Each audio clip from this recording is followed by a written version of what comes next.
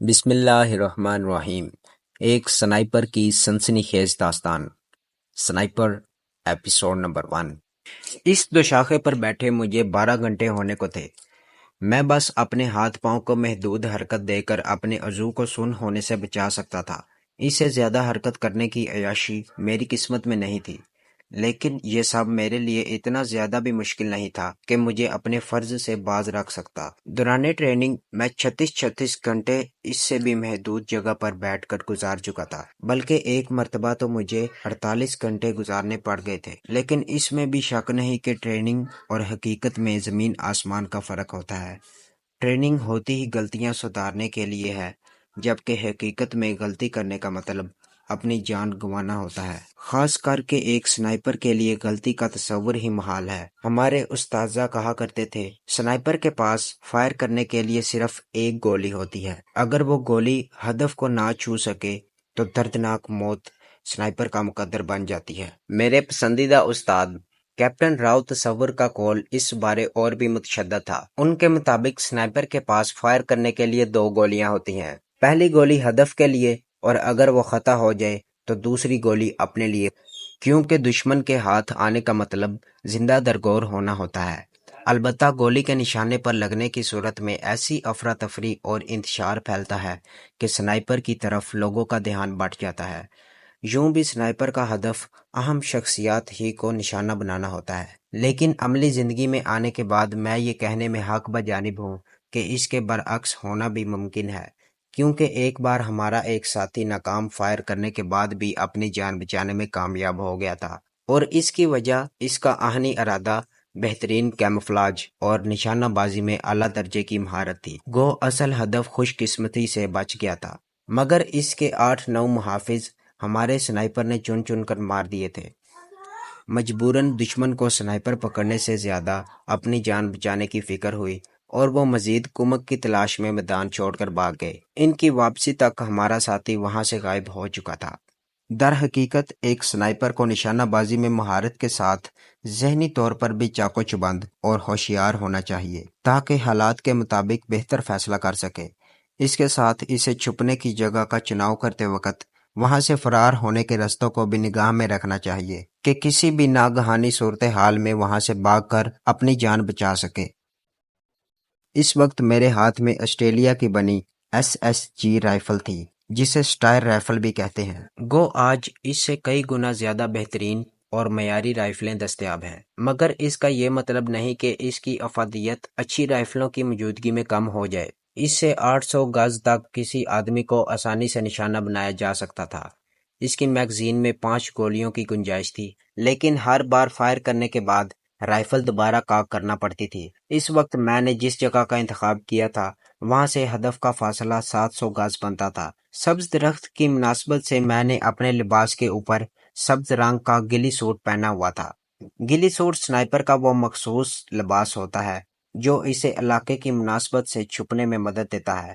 صحرائی علاقے میں ریتلے رنگ کا گلی سوٹ جو خشک جھاڑیوں میں میل کھائے، بنجر اور خشک علاقوں میں مٹیالے رنگ کا گلی سوٹ، مکمل برفیلے علاقے میں سفید رنگ کا گلی سوٹ، اور سرسبز علاقے میں گہرے سبز رنگ کا گلی سوٹ سنائپر کو چھپنے میں مدد دیتا ہے۔ یوں بھی سنائپنگ میں چھپنے کی اہمیت اتنی ہی اہم ہے جتنی ہدف کو نشانہ بنانے کی، کیونکہ خود کو چھپا کر ہی ایک سنائپر ہدف تک رسائی حاصل کر سکتا ہے۔ روانہ ہونے سے پہلے ہی سنائپر نے منصوبہ بندی کی ہوتی ہے کہ وہ کس قسم کا گلی سوٹ پہنے گا۔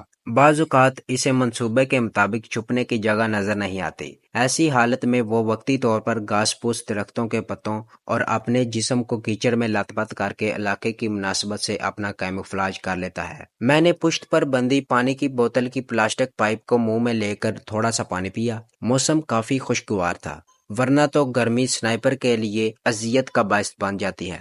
اسی طرح پانی ختم ہونے کی صورت میں پیاس کی زیادتی بھی ایک مستقل عذاب کی صورت اختیار کر لیتی ہے۔ ٹیلیسکوپ سائٹ میں جھانک کر میں دائیں بائیں کے علاقے کو دیکھنے لگا۔ اطراف میں چھدرے چھدرے درخت پھیلے ہوئے تھے۔ میرے ہدف نے دائیں جانب سے نمودار ہونا تھا، مگر میں اس سمت کی دور تک نگرانی نہیں کر سکتا تھا کہ میں نے اپنی مچان بنانے کے لیے موڑ کے قریب جگہ کو پسند کیا تھا۔ وہاں سے موڑ تک کا فاصلہ تقریباً 2 کلومیٹر بنتا تھا۔ میں نے آنکھیں بند کر کے ایک لمحے کے لیے دوشاخے کے ساتھ سر ٹکا دیا۔ ہلکی سی غنودگی کا احساس ہوا اور میں سر جھٹک کر نیند کو بھگانے لگا۔ ذرا سی نیند بھی مجھے تکمیل مقصد سے غافل کر سکتی تھی، کیونکہ سنائپرز کا جوڑیوں کی صورت کام کرنا نہایت ہی مفید ہوتا ہے۔ اس مشن میں میرا ساتھی حوالدار صادق تھا، مگر بدقسمتی سے سرحد پار کرتے ہوئے اس کے پاؤں میں موچ آ گئی تھی اور مجھے مجبوراً اسے یہاں سے چند میل پیچھے سرحد کی جانب ایک محفوظ مقام پر چھوڑنا پڑ گیا۔ وہ مجھ سے سینئر تھا اور مشن کی تکمیل کی اصل ذمہ داری اسی کے کندھوں پر تھی۔ پاؤں میں موچ آنے کے بعد وہ واپسی کے حق میں تھا، مگر میں اکیلا جانے پر بضد ہوا کہ میرا پہلا مشن تھا اور پہلی بار ہی منہ اٹھا کر واپس ہو جانے میں مجھے سبکی محسوس ہو رہی تھی۔ امید تھی میری واپسی تک اس نے چلنے کے قابل ہو جانا تھا۔ میں نے کلائی پر بندی گھڑی پر نگاہ دوڑائی۔ گھڑی کی سوئیاں 6:30 کا ہندسہ عبور کر رہی تھیں۔ میں صبح 5 بجے سے پہلے درخت پر سوار ہوا تھا۔ اس وقت سورج غروب ہونے کی مکمل تیاری کر چکا تھا۔ یقیناً میرے ہدف کی آمد اگلی صبح تک کے لیے ملتوی ہو گئی تھی کہ اس علاقے میں رات کی حرکت نہ ہونے کے برابر تھی۔ میں نے آخری بار دائیں بائیں دیکھا اور ہاتھ پھیلا کر انگڑائی لینے لگا۔ مزید چند منٹ میں میں نے اپنے مختلف عضو کو حرکت دے کر سستی کو بھگایا اور پھر اسمال پیک سے بنے ہوئے چنے نکال کر کھانے لگا۔ چنے کھا کر میں نے پانی پینے کے لیے واٹر پائپ کو منہ لگایا تو 2 گھونٹ سے زیادہ پانی نہ مل سکا۔ میں آتے وقت ایک چشمہ تاڑ آیا تھا، مگر وہاں تک جانے کے لیے مجھے اندھیرا ہونے کا انتظار کرنا تھا۔ دشمن کا علاقہ تھا۔ میری نقل و حرکت کسی کی نگاہ میں آنے کا مطلب اندھیرا ہوتے ہی میں درخت سے نیچے اترا۔ میں نے اسمال پیک سے امریکی نائٹ ویژن سائٹ نکال کر اس کے ساتھ لگے تسموں کی مدد سے سائٹ آنکھوں پر باندھ لی۔ سائٹ آن کرتے ہی اس کا اندرونی پیٹرن روشن ہوا اور مجھے ہر طرف ہلکا سبز دکھائی دینے لگا۔ رائفل کندھے سے لٹکا کر میں نے پسٹل ہاتھ میں پکڑ لیا، کیونکہ سنائپر رائفل میں تیزی سے فائر کرنا ممکن نہیں ہوتا۔ ہر سنائپر اپنے ساتھ سنائپر رائفل کے علاوہ کوئی اچھی ساخت کا پسٹل ضرور رکھتا ہے تاکہ بوقت ضرورت اسے کام میں لایا جا سکے۔ پسٹل کی نال پر سائلنسر فٹ تھا۔ 30 راؤنڈ کی لمبی میگزین لگا کر گلاک 19 کسی بھی طرح کلاشنکوف سے کم مفید نہیں تھا۔ ایک سنائپر کو سنائپر رائفل کے ساتھ پستول کے استعمال میں بھی مہارت حاصل کرنا ضروری ہوتا ہے، اور بلا شبہ میں پستول کے استعمال میں خصوصی مہارت رکھتا تھا۔ چشمے کی طرف بڑھنے سے پہلے میں نے فطری تقاضا پورا کیا اور پھر چشمے کی طرف بڑھ گیا۔ وہ پہاڑی علاقہ تھا۔ جولائی کے مہینے میں بھی موسم اچھا خاصا سرد تھا۔ دن کی روشنی میں دور نظر آنے والی اونچی چوٹیوں پر برف کی سفیدی دیکھی جا سکتی تھی۔ گو دن کو سورج کی تمازت ماحول کو کافی حد تک گرما دیتی تھی، مگر یہ حدت بھی خوشگوار اثر لیے ہوئے تھی۔ چشمہ مچان سے تقریباً 1.5 کلومیٹر دور تھا۔ اس تقریباً 1.5 کلومیٹر میں 25-30 گز کی کمی بیشی ہو سکتی تھی، اس سے زیادہ نہیں، کیونکہ ایک سنائپر کے لیے فاصلوں کا اندازہ لگانا بیکار کا مشغلہ نہیں، ٹریننگ کا حصہ ہوتا ہے جو بعد میں عملی زندگی میں کام آتا ہے۔ اطراف کا جائزہ لیتے ہوئے میں نارمل رفتار سے چشمے کی طرف بڑھتا گیا۔ جنگلی جانوروں سے مڈ بھیڑ ہونے کا خطرہ نہ ہونے کے برابر تھا۔ گو اس علاقے میں کبھی کبھار ریچھ اور شیر نظر آ جاتے تھے، البتہ وہاں لومڑ کثیر تعداد میں موجود تھے۔ دشمن کے گشتی دستے بھی چونکہ پہلے سے موجود رستوں پر گشت کرتے رہتے تھے، اس لیے ان کی طرف سے بھی میں بے فکر تھا، لیکن کسی بھی قسم کی انہونی اچانک سر پر پڑنے والی افتاد کا گمان، اس کے ساتھ رات کا اندھیرا، انجان علاقہ، دشمن کی سرزمین اور تکمیل مقصد سے پہلے کسی حادثے کا خطرہ اور اس جیسے کئی ایک احساسات ہر حال میں میرے دل میں ضرور جاگزیر تھے۔ ہلکی ہلکی ہوا چلنا شروع ہو گئی تھی۔